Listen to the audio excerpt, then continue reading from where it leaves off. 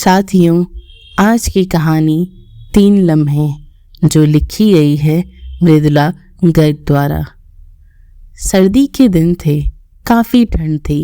मूसलाधार बारिश होने लगी, ठंड बढ़ गई। यूँ रविवार था, सुबह के बाद का पहला पहर।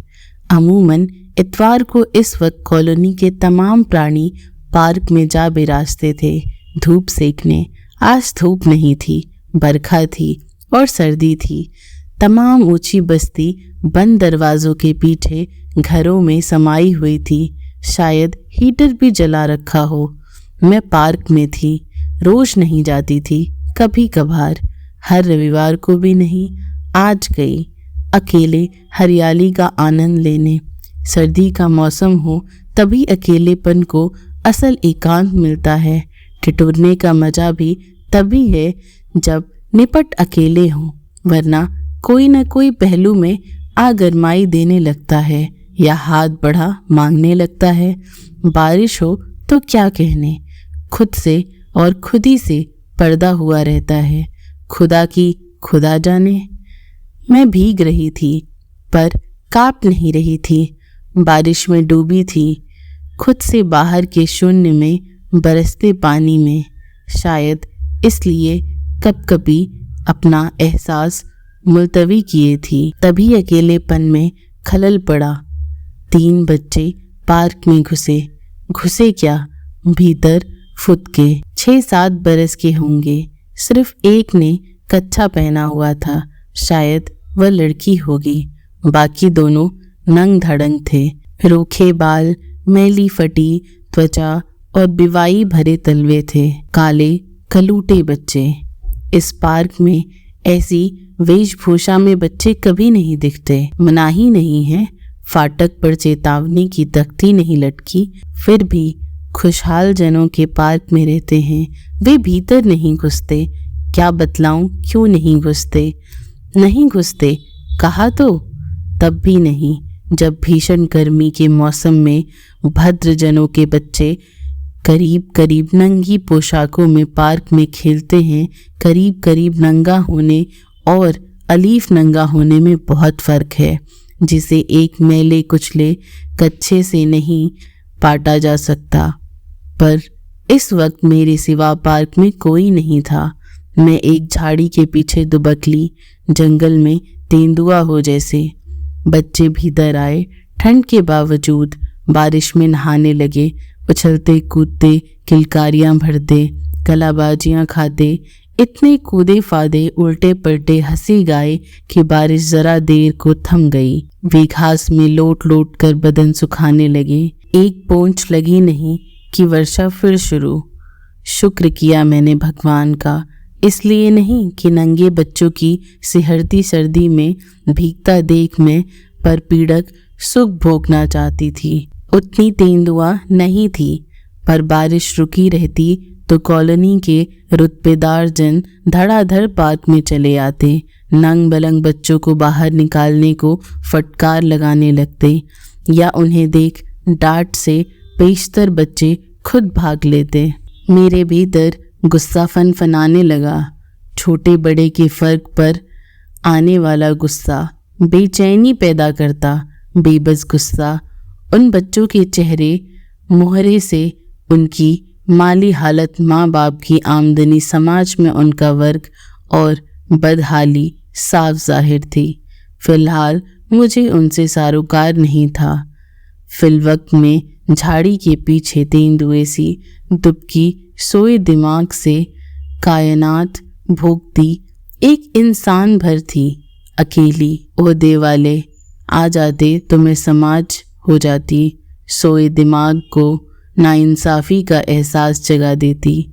मैं ताव खाती, बहस करती और हारती चाहे जीतती, पर छोटी बनाई जाती। सुकून पर लाचारी हावी हो जाती। अभी पार्क में उन 3 बच्चों के सिवा सिर्फ मैं थी।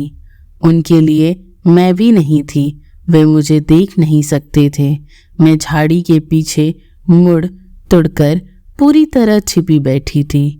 उनके लिए सिर्फ वे थे और हिचर मिचर बारिश थी, कभी तेज कभी हल्की। अब तक घास पूरी तरह भीग चुकी थी। पानी से खेल लेने पर वे क्यारियों की मिट्टी में लौट रहे थे। गिलहरियों की तरह बदन को धूल का आलेप मिला रहे थे, पर क्यारियों में पौधे थे। काफी फूल पत्तियां उनकी मिट्टी नहान में टूट टूट कर बिखर रही थी। गर्द के लिबास पर नगीनें जड़ रही थी। मेरा डर बढ़ रहा था। इस वक्त कोई आ गया तो टूटे पौधों की हमदर्दी में एकदम बेदर्द हो जाएगा। शुक्र था बारिश की रफ्तार बढ़ रही थी। मैं रेंगती हुई झाड़ी दर झाड़ी एक बड़े दरख्त के नीचे पहुंच गई थी। मोलेश्री का पेड़ था। बारिश ने फूलों से खुशबू छीन कर नीचे बिखेर दी थी। फूल सूख चुके थे, पर कुछ थे जो जबरन साग से जुड़े थे। अब बौछार ने धराशाही कर दिया था, पर इस कदर खुशदिली से कि पूरा मंजर खुशबूदार हो गया था। फिर भी पेड़ की छज्जन और झाड़ी की आड़ दोनों मेरी बूढ़ी हड्डियों को बौछार और शीत की मार से बचाने को काफ़ी नहीं थी। यकीनन मेरी बूढ़ी हड्डियों को घर लौट जाना चाहिए था, पर जब तक मन इजाज़त ना देता वे हिलती डुलती कैसे। और मन था कि जवान से बच्चा हुआ जाता था। हुक्म देने के नाकाबिल, पर बाल हट करने में माहिर। नहीं जाड़ा मैनू नहीं जाना, पार्क छड़के नहीं जाना। मेरा मन गा रहा था, बच्चे गा रहे थे। बूढ़ी हड्डियों के पास आवाज़ नहीं बची थी। जवान मन को डांट फटकार नहीं सकती थी। बस कांपती खाल की लय पर बजे जा रहे थे। सूखी पत्तियों की खड़दाल की तरह मेरी हड्डियों को छोड़कर सब कुछ तरोतर था। रस से लबरेज, पत्ती पत्ती, बूटा बूटा भीगा था जवान मन की तरह। बच्चे गाए जा रहे थे ऊंचे ऊंचे, जैसे जवान हो रहे हों। मेरा मन भी गा रहा था होले होले। मेरी उम्र घट रही थी, बच्चों की बढ़ रही थी। हम सब जवान हो रहे थे। मैंने देखा वे जवान हो गए। एक त्रिकोण बना, एक लड़की, दो लड़के। लड़की को एक लड़के से प्यार हुआ, दूसरे से नहीं। कितना खुशनुमा था कि इतने बदहाल बेशुअर बच्चे भी जवान होने पर प्यार कर सकते थे, कर रहे थे, करते हैं। मैंने देखा लड़की एक लड़के से प्यार कर रही थी। दूसरा पतंग उड़ रहा है, बारिश में भीगते भीगते बड़ा हो रहा है। गर्मी सर्दी में बोझा उठा रहा है, रोजी रोटी कमा रहा है। लड़की भी उठा रही है, पहला लड़का भी, पर लड़की पहले से ही प्यार कर रही है। दूसरा अपने में निमग्न है, अपनी रोटी कमाने मेरी बस्ती में चला गया है। बाकी दोनों दूसरी बस्ती में हैं। वे हैं, मैं हूँ। हमारी उम्र अब एक बराबर है। एक जवान लड़के से उस लड़की को प्यार हुआ, दूसरे से मुझे। और क्या? और कुछ नहीं। प्यार में और नहीं जोड़ना चाहिए, और शब्द जुड़ते ही प्यार गड़बड़ा जाता है। और विवाह और घर और संग साथ और साझेदारी, हमदर्द, हमसफ़र, खाना, सोना, रहना, भूख, प्यास, साथ साथ, हर साथ के साथ एक अपेक्षा, एक उम्मीद, एक चाह कि वह हमसे भी ज़्यादा हमें चाहे। वह करे जो हम खुद अपने लिए नहीं कर पाते। सोचते हैं उसके लिए करते हैं, पर करते नहीं। हमें अपना अपना प्यार मिला, बस बहुत हुआ। मैंने साथ ही नहीं कहा। प्यार पूर्ण विराम, होड़ा होड़ी नहीं, जलन डाह नहीं, रार तकरार नहीं। एक भाव, उमंग, उल्लास, एक स्मृति। मैं फिर से बुढ़ा रही थी।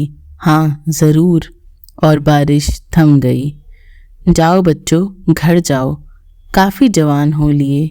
मेरी बूढ़ी हड्डियों की फिक्र करो। मेरी खाल कांप तक नहीं रही, इस कदर ठिठुर चुकी। अब मेरी देह को घर जाना होगा। मन अपनी जिद पर अड़ा रहा तो वह प्राण त्याग भी सकती है। इतनी भी मन की गुलामी नहीं, पर जाऊं तो कैसे। मैं चली गई और ये बने रहे तो भद्र पड़ोसी के यहाँ आने पर उससे लड़ेगा कौन। लड़ने में मैं रईस से रईस पड़ोसी को धता बतला सकती हूँ।